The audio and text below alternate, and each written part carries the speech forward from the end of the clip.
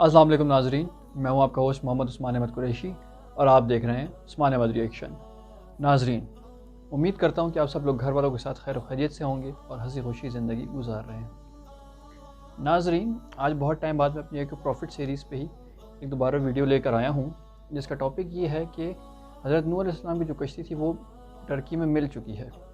یہ ویڈیو تھوڑی پرانی ہے لیکن ہمارے چینل کے لیے نہیں ہے اور کافی نیو انفارمیشن ہو سکتی ہے، جس کی وجہ سے ہم یہ ویڈیو دیکھیں گے اور پھر اس کے بعد اس ویڈیو پہ ڈسکس کرتے ہیں کہ اس ویڈیو میں ہے کیا۔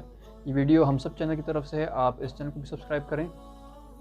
تو ابھی ہم اپنی ویڈیو کی طرف بڑھتے ہیں بغیر ٹائم ضائع کیے ہوئے، لیکن اس سے پہلے اگر آپ میرے چینل پہ نئے ہیں اور میرا چینل سبسکرائب نہیں کیا تو میرے چینل کو سبسکرائب کریں اور ساتھ ہی موجود بیل آئیکن کو بھی لازمی پریس کر لیں۔ اس کے علاوہ آپ مجھے انسٹاگرام اور فیس بک پیجز پہ بھی فالو کر سکتے ہیں، لنک میں نے ڈسکرپشن باکس میں دے دی ہیں۔ تو ناظرین، مزید ٹائم ضائع کیے بغیر اپنی ویڈیو کی طرف بڑھتے ہیں۔ دوستو، ہم سب کے پرانے دیکھنے اور سننے والے یہ جانتے ہیں کہ اپنے اس چینل پر ہماری کوشش ہوتی ہے کہ گاہے گاہے آپ تک اسلامی تاریخی واقعات پہنچاتے رہیں جن میں انبیاء اکرام اور بزرگان دین کا تذکرہ ہو۔ آج کی ہم سب کی ویڈیو بھی ایک ایسی ہی کاوش ہے کہ جس میں ہم قوم نوح کا تذکرہ کریں گے۔ وہ آدم ثانی حضرت نوح علیہ السلام کو کس طرح جھٹلاتے تھے، ان کے پیروکاروں پر کیسا ظلم و ستم کرتے تھے اور پھر اللہ تعالیٰ نے انہیں کس عذاب میں گرفتار کیا۔ اس سیلاب عظیم میں حضرت نوح علیہ السلام نے اپنی کشتی کس طرح تیار کی۔ قرآن کریم سفینہ نوح کے بارے میں کیا ارشاد فرماتا ہے اور اس ماڈرن دور میں آثار قدیمہ کے ماہروں اور سائنسدانوں کو حضرت نوح علیہ السلام کی کشتی کس ملک میں ملنے کے واضح آثار ہیں۔ یہ تمام باتیں آج کی ویڈیو میں ڈسکس کی جائیں گی، لیکن آگے بڑھنے سے پہلے آپ ریڈ بٹن پر کلک کر کے اور بیل آئیکن کو پریس کر کے ہم سب کے سبسکرائبرز بننا مت بھولیے، تاکہ ایسی معلوماتی، اسلامی اور تاریخی ویڈیوز آپ کی روزمرہ زندگی کا حصہ بنی رہیں۔ دوستو، قرآن مجید میں اللہ تعالیٰ نے جن قوموں کا تذکرہ کیا ہے ان کے آثار آج بھی دنیا میں موجود ہیں۔ ان قوموں کو اللہ نے ان کی نافرمانیوں، اللہ سے انکار،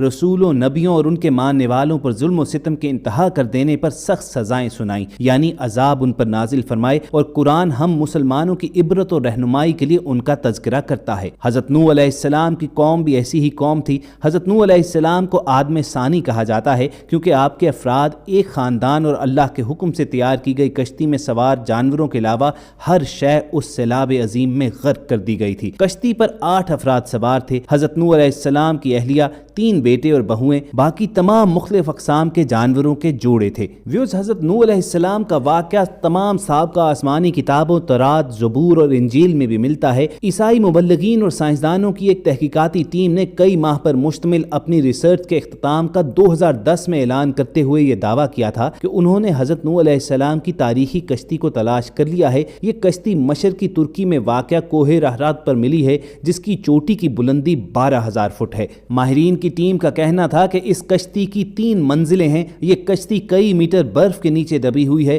گزشتہ 200 برسوں سے 1 درجن سے زیادہ ٹیمز حضرت نوح علیہ السلام کی کشتی کو تلاش کر رہی تھیں، جس کے بارے میں قرآن پاک میں آتا ہے کہ وہ ایک چوٹی سے ٹکرا کر رک گئی تھی۔ چین کے ماہرین کی اس رپورٹ کو امریکی سائنسدانوں نے ماننے سے انکار کیا ہے۔ ان کا کہنا ہے کہ کشتی کی لکڑی کے نمونے جو فرانزک رپورٹ کے لیے بھیجے گئے تھے اتنے پرانے نہیں ہیں کہ اس کے بارے میں وثوق سے کہا جا سکے کہ یہ حضرت نوح علیہ السلام کے دور کی کشتی ہے، جبکہ چائنیز ریسرچرز کی ٹیم کا دعویٰ ہے کہ وہ 99% یقین سے کہہ سکتے ہیں کہ یہ وہی کشتی ہے جو حضرت نوح علیہ السلام نے لگ بھگ 4800 برس پہلے اللہ کے حکم سے بنائی تھی۔ ماہرین کا کہنا ہے کہ اس کشتی کی 3 منزلیں ہیں اور اس میں کئی بڑے بڑے ہال نما کمرے ہیں۔ ان کمروں میں لکڑی کے ستون ہیں۔ عرب اخبارات نے بھی اس ضمن میں سوال اٹھائے تھے کہ کیا واقعتاً یہ حضرت نوح علیہ السلام کی کشتی ہے۔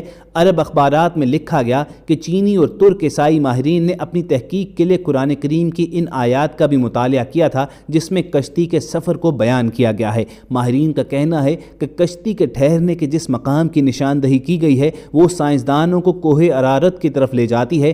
گزشتہ 20 برسوں میں کئی سائنسدانوں نے کوہ ارارات کا دورہ کیا۔ ان میں سے کچھ ایک نے پہاڑی پر بنی کشتی کی شکل کی چٹان ہی کو حضرت نوح علیہ السلام کی کشتی قرار دے دیا، لیکن چینی اور ترک ماہرین نے پہاڑ کے اس برفیلے مقام پر تحقیقات کی جہاں درجہ حرارت -60 ڈگری ہوتا ہے اور پہاڑ کے جس حصے میں کشتی کی باقیات دریافت ہوئی ہیں وہ انتہائی ڈھلوان اور خطرناک ہے۔ رپورٹ کے مطابق اس ٹیم نے 60 مختلف مقامات سے حضرت نوح علیہ السلام کی کشتی کا مشاہدہ کیا۔ یہ کشتی کئی جگہوں سے ٹوٹی ہوئی تھی، تاہم مکمل تباہ اس لیے نہیں ہوئی کہ یہ برف کی موٹی تہ میں دبی رہی ہے۔ کشتی ٹوٹی ہوئی ہونے کی وجہ سے ماہرین اس کے اندر داخل ہو پائے۔ چینی ماہر ونچنگ نے باضابطہ ایک پریس کانفرنس منعقد کر کے اپنی تحقیقات سے دنیا کو آگاہ کیا تھا۔ کشتی کا معائنہ کرنے والے چینی ماہر کا کہنا تھا کہ کشتی کا ہر کمرہ 5 میٹر اونچا ہے، اس میں کوئی بھی جانور آسانی سے سما سکتا تھا۔ چائنیز ایکسپرٹس نے ریڈیو کاربن ٹیکنالوجی سے کشتی کے ٹکڑوں کا مشاہدہ کیا اور دعویٰ کیا کہ یہ 4800 برس پرانی ہے۔ کشتی میں کئی صندوق بھی ملے ہیں لیکن ماہرین ان کو کھول نہیں پائے۔ ماہرین ایک مرتبہ پھر جدید آلات اور ایکس رے مشینز کے ذریعے کوہ ارارات کا تفصیلی دورہ کرنے والے ہیں تاکہ تمام رازوں سے پردہ ہٹانے کے علاوہ امریکی سائنٹسٹ کے سوالات کا جواب دیا جا سکے۔ حضرت نوح علیہ السلام کی کشتی کی دریافت کا دعویٰ نیا نہیں ہے۔ دوسرے جنگ عظیم میں لیونارڈو نامی برطانوی فوجی لڑائی میں حصہ لینے عراق گیا تھا۔ لیونارڈو کو تاریخ اور آثار قدیمہ میں کافی دلچسپی تھی، اس لیے اس نے عراق کے بازاروں سے مختلف آثار قدیمہ کی اشیاء خریدنا اور جمع کرنا شروع کی۔ جب وہ چل بسا تو اس کے بیٹے سائمنز کے حصے میں یہ اشیاء آئیں۔ اس نے یہ چیزیں برطانیہ کے میوزیم کے حوالے کر دیں۔ برٹش میوزیم سے وابستہ ماہر آثار قدیمہ اورین فرنکل نے ان اشیاء کا معائنہ کیا اور اس میں ایک تختی بھی تھی جس پر قدیم زبان میں کچھ لکھا ہوا تھا۔ سخت مٹی سے بنی اس تختی پر لکھی عبارت کا جب انہوں نے ترجمہ کیا تو وہ حیران رہ گئے۔ تختی پر درج تھا، جب انسانوں کے گناہ بڑھ گئے تو خدا ان سے ناراض ہو گیا، پھر اس نے گناہ گاروں کو پانی میں ڈبونے کا فیصلہ کیا۔ تب فرشتوں نے وادی دجلہ اور فرات میں آباد ایک نیک انسان یعنی نوح علیہ السلام تک خدا کا یہ پیغام پہنچایا کہ وہ ایک کشتی تیار کریں اور اس میں نیک لوگوں کے علاوہ تمام جانداروں کا ایک ایک جوڑا بھی سوار کر لیں۔ اس تختی میں کشتی کو اتنا بڑا بتایا گیا تھا کہ وہ فٹ بال کے ایک سٹیڈیم کے برابر تھی۔ ماہرین نے اندازہ لگایا کہ یہ تختی 4000 برس پرانی ہے، یعنی حضرت عیسیٰ علیہ السلام سے بھی پہلے کی ہے۔ اس طرح طوفان نوح کا ایک ٹھوس ثبوت دنیا کے ہاتھ لگ چکا تھا۔ عام طور پر مذہب خصوصاً اسلام کے منکرین ان واقعات کو افسانوی قصے قرار دیتے ہیں۔ یہ تمام ثبوت ان کی آنکھیں کھولنے کے لیے کافی ہیں۔ اس تختی پر یہ بھی لکھا ہے کہ نوح علیہ السلام کی کشتی آج کل کی کشتیوں کی طرح لمبی نہیں تھی بلکہ بیضویں یعنی انڈا نما تھی۔ اس زمانے میں دجلہ اور فرات میں اسی طرز کی کشتیاں چلا کرتی تھیں۔ کشتی کے ٹھہرنے کے مقام کے بارے میں قرآن مجید کی سورہ ہود کی آیت نمبر 44 میں بتایا گیا ہے کہ وہ ایک بلند مقام یعنی جودی پر جا رکی تھی۔ عراق اور شام کے قدیم باشندے بابل کے دور میں یہ سمجھتے تھے کہ کشتی کوہ کرد پر ٹھہری تھی۔ یہ مشہور پہاڑ جزیرہ ابن عمر کے قریب واقع ہے۔ یہ مقام بھی اب ترکی کے حصے میں ہے، تاہم عراقی سرحد اس سے متصل ہے۔ مسلم سائنسدانوں تاریخ دانوں نے کوہ کرد کو ہی نوح کی کشتی کا ٹھہراؤ کا مقام قرار دیا، اس لیے یہ پہاڑ مسلمانوں میں کوہ جودی کے نام سے مشہور ہو گیا۔ تاہم عیسائی مبلغین کا کہنا ہے کہ کشتی کوہ ارارات پر جا کر رکی تھی۔ یہ پہاڑ آرمینیا اور ترکی کی سرحد پر ہے۔ آرمینیا میں 301 عیسوی میں ہی عیسائیت کو سرکاری مذہب قرار دیا گیا تھا، اس لیے کہا جاتا ہے کہ اس ملک کی اہمیت بڑھانے کے لیے کوہ ارارات کو نوح کی کشتی کا مقام قرار دیا گیا، اور اب سائنسدانوں اور ماہرین نے اس کشتی کو اسی مقام پر تلاش کرنے کا دعویٰ کیا ہے۔ کوہ جودی وادی دجلہ اور فرات کے قریب واقع ہے، جبکہ کوہ ارارات اس وادی سے کئی سو میل دور ہے، اس لیے اس دعوے میں تھوڑی کنفیوژن پائی جاتی ہے۔ لیکن ہمیں صحیح رہنمائی قرآن کریم ہی سے مل سکتی ہے کہ جس میں حضرت نوح علیہ السلام کا تذکرہ بڑی تفصیل کے ساتھ موجود ہے۔ حضرت نوح علیہ السلام کو آدم ثانی کے علاوہ شیخ الانبیاء کا بھی خطاب عطا ہوا، کیونکہ حضرت آدم علیہ السلام کے بعد وہ پہلے پیغمبر ہیں جو انسانیت کی طرف بھیجے گئے۔ قرآن پاک میں حضرت نوح علیہ السلام کا نام 73 مرتبہ آیا ہے۔ ان کی عمر 900 برس کے قریب تھی۔ حضرت نوح علیہ السلام موجودہ عراق میں آباد ایک قوم کے پاس نبی بنا کر بھیجے گئے تھے۔ جب بہت واضح و نصیحت کے باوجود بھی قوم نے سرکشی نہ چھوڑی تو اللہ تعالیٰ سے آپ نے اپنی قوم کے لیے عذاب مانگا۔ اللہ نے حضرت نوح علیہ السلام کو ایک کشتی بنانے کا حکم دیا۔ 2 سال کی مدت میں کشتی تیار ہوئی، جس کی لمبائی 300 گز، چوڑائی 50 گز اور اونچائی 30 گز تھی۔ جب عذاب آیا تو آسمان سے مسلسل بارشیں برسنے لگیں اور زمین سے چشمے ابلنے لگے، ہر شہ زیر آب آتی چلی گئی۔ حضرت نوح علیہ السلام کی کشتی 6 ماہ 8 دن تک پانی پر تیرتی رہی اور 10 محرم الحرام کو جودی پہاڑ پر جا کر ٹھہر گئی۔ کئی دن تک پانی اترتا رہا۔ اس کے بعد جب خشکی پیدا ہوئی تو حضرت نوح علیہ السلام نے ایک شہر بسایا، ایک مسجد بنائی جس کا نام سمانین تھا۔ حضرت نوح علیہ السلام طوفان کے بعد صرف 60 برس زندہ رہے۔ ان کا مزار آج بھی لبنان میں موجود ہے۔ خواتین و حضرات، سائنسی تحقیقات کچھ بھی ہوں، سائنسدان جو بھی کہتے رہیں، ہمارا ایمان یہ ہے کہ سب کچھ اللہ ہی بہتر جانتا ہے۔ جو قرآن و حدیث میں ہمیں بتا دیا گیا ہے، جو آسمانی کتابوں میں بتایا گیا ہے، اللہ کی جانب سے بس وہی سچ ہے۔ ہم سب قصص الانبیاء اور بزرگان دین کے قصے جو آپ کے ساتھ شیئر کرتے ہیں، تو اس کا ایک ہی مقصد ہوتا ہے کہ ہم ان لوگوں کی زندگیوں سے کچھ سیکھیں، اپنے اعمال و اقوال پر کچھ غور کریں، کچھ نظر ثانی کریں کہ کہیں ہم بھی اپنی زندگیاں ان سرکش قوموں کی طرح نہیں گزار رہے جن پر اللہ تعالیٰ نے عذاب بھیج دیا تھا۔ تو بہت ضروری ہے کہ جب تک ہمارے پاس مہلت موجود ہے، ہم فوری توبہ کریں، اپنے رب کی طرف لوٹ چلیں، اپنی زندگیاں جو ہیں اللہ تعالیٰ کے احکامات کے مطابق ڈھال لیں، تاکہ ہمارا شمار ان لوگوں میں ہو جن پر اللہ تعالیٰ کا فضل و انعام نازل ہوا، نہ کہ ان پر کہ جن پر اللہ نے اپنا غضب نازل فرمایا۔ اللہ کے حضور ہر دم دعا رہنی چاہیے کہ جب تک ہماری سانسیں چل رہی ہیں، ہماری زندگیاں اللہ تعالیٰ کے احکامات اور رسول کریم صلی اللہ علیہ وآلہ وسلم کی حیات کی تقلید میں گزریں، اور جب ہمارا اس جہاں سے رخصت ہونے کا وقت آئے تو ہمارا خاتمہ بالایمان ہو۔ اگر آپ کے دل کی بھی یہی صدا ہے تو کمنٹ سیکشن میں آمین ضرور لکھیے گا۔ ہم سب کی کوشش ہوگی کہ نیئر فیوچر میں ایسے ہی واقعات آپ تک پہنچاتے رہیں، اور اگر آپ یہ ویڈیوز حاصل کرنا چاہتے ہیں تو ریڈ بٹن پر کلک کر کے اور بیل آئیکن کو پریس کر کے ہم سب کے سبسکرائبرز بن جائیے۔ بالکل ناظرین، ویڈیو اس میں کافی چیزیں بتائی گئی، تو ابھی ہم ایک ایک کر کے ڈسکس کرتے ہیں۔ کیا سب سے پہلی اور فورموسٹ بات جو ہمیں پتہ چلی اور جو ہر ایک کو پتہ بھی ہے، امپورٹنٹ بھی ہے، وہ یہ کہ قرآن مجید ایک مکمل ضابطہ حیات ہے۔ قرآن مجید میں آپ کو ہر چیز ملے گی انسانی زندگی سے متعلق، کہ آپ نے زندگی کیسے گزارنی ہے، اچھائی اور برائی میں فرق کیا ہے۔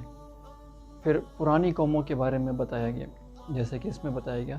تو مین چیز جو سب سے پہلی چیز ہے کہ قرآن مجید کے بارے میں کہ قرآن مجید مکمل ضابطہ حیات ہے، اور ہم کسی بھی شعبے میں، دنیاوی زندگی میں کسی بھی شعبے میں، کسی بھی معاملے میں، کسی بھی چیز میں قرآن مجید سے مکمل رہنمائی حاصل کر سکتے ہیں، اور کرنی بھی چاہیے۔ ناظرین، اسی لیے کہا جاتا ہے کہ آپ قرآن پڑھیں اور قرآن کو سمجھیں کہ قرآن ہم سے کیا کہہ رہا ہے۔ قرآن کا حق یہ نہیں کہ آپ نے صرف قرآن پڑھی، صرف عربی پڑھی اور بند کر کے رکھ دیا، بلکہ قرآن کا حق یہ ہے کہ آپ قرآن پاک کو پڑھیں، اس کا ترجمہ تفسیر پڑھیں، سمجھیں، اور پھر دیکھیں کہ قرآن آپ سے کیا کہہ رہا ہے، یعنی اللہ پاک آپ سے کیا کہہ رہے ہیں۔ اور دوسری چیز جو اس میں بتایا کہ قوم نوح کا جیسے بتایا گیا ہمیں ویڈیو میں، کہ قوم نوح ایک سرکش و باغی قوم تھی، اور کیا تھا کہ ان کے پاس ہدایت آتی رہی۔ حضرت نوح علیہ السلام کی عمر 900 سال بتائی گئی، اور حساب لگائیں کہ سیلاب آنے کے بعد حضرت نوح علیہ السلام کی عمر صرف 60 سال تک رہی، یعنی کہ سیلاب آنے کے 60 سال بعد تک وہ زندہ رہے۔ تو اس سے پہلے آپ حساب لگائیں کم سے کم 800 سال تک وہ اپنی قوم کو اللہ کی تبلیغ کرتے رہے، دین کی تبلیغ کرتے رہے، اللہ کی طرف بلاتے رہے، لیکن کیا نہیں مانے، سرکش اور باغی لوگ تھے، جس کی وجہ سے عذاب کا شکار ہوئے۔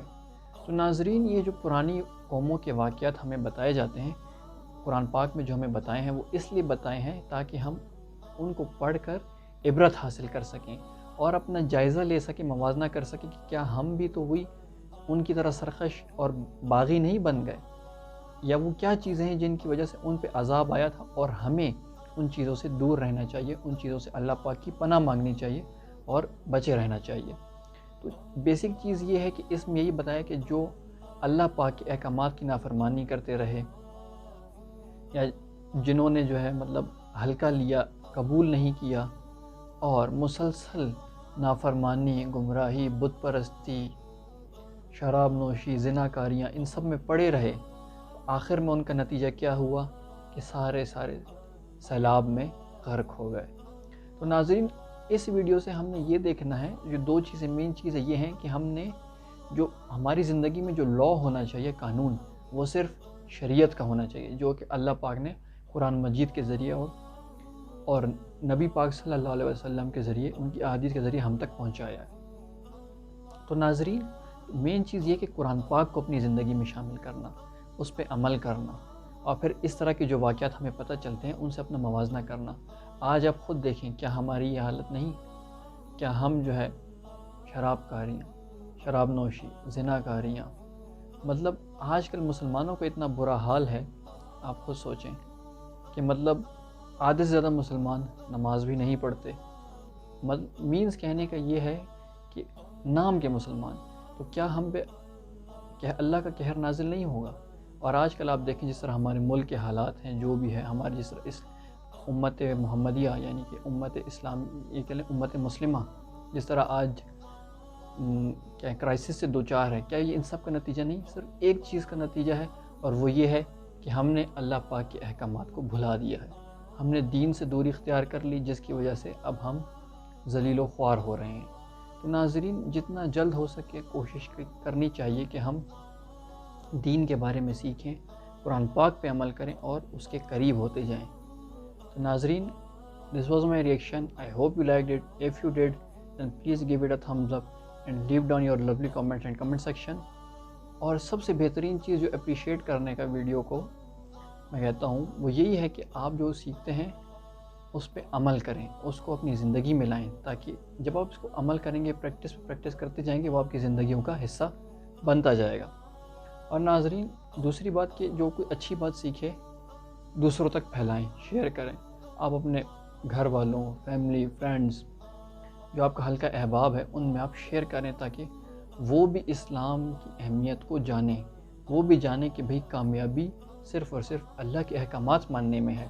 جب آپ دین پہ چلیں گے تو کہتے ہیں جب دین پہ آپ چلیں گے، جب آپ خود کو اللہ کے حوالے کر دیں گے تو اللہ آپ کو دنیا کی اور آخرت دونوں کی نعمتیں عطا فرمائیں گے، اور سب سے بڑا اللہ کے قہر سے پناہ مانگیں، توبہ کریں۔ ناظرین، بڑی بات ہے کہ آپ بے شک کتنی گناہ گار کیوں نہ ہوں، کتنی دور نکل گئے ہوں، لیکن صرف توبہ سے آپ واپس اپنے تمام گناہ معاف کروا سکتے ہیں۔ اور توبہ یہ نہیں کہ آپ نے ایک دفعہ کر لی تو آپ دوبارہ نہیں کر سکتے۔ کوشش کریں کہ آپ کی توبہ نہ ٹوٹے، لیکن بالفرض اگر توبہ ٹوٹ جاتی ہے تو اس میں کوئی مذائقہ نہیں۔ اللہ پاک کو اتنی خوشی ہوتی ہے جب کوئی بندہ اللہ کی طرف لوٹ کے جاتا ہے اور اللہ پاک سے کہتا ہے یا اللہ مجھے معاف فرما دے، اللہ پاک بہت خوش ہوتے ہیں اور اس بندے کو معاف فرما دیتے ہیں۔ ناظرین، تو آج آپ سب کوشش کریں اور خود سے وعدہ کریں کہ آج ہم اللہ کے حضور توبہ لازمی کریں گے، آج ہم اپنے آپ کو پاک صاف کریں گے، گناہوں سے پاک صاف کروا کے دم لیں گے۔ تو ناظرین، this was my reaction. See you soon انشاءاللہ in my next video. تب تک خوش رہیے، آباد رہیے، ہنستے رہیے، مسکراتے رہیے، اپنے لیے اور میرے لیے ہدایت کی دعا کرتے رہیے۔ اور سب سے بڑی بات جو ہم دیکھتے ہیں تو اللہ پاک آپ کو اور مجھے اسلام پر اور اللہ کے احکامات پر چلنے کی پوری توفیق عطا فرمائے۔ السلام علیکم ورحمۃ اللہ وبرکاتہ۔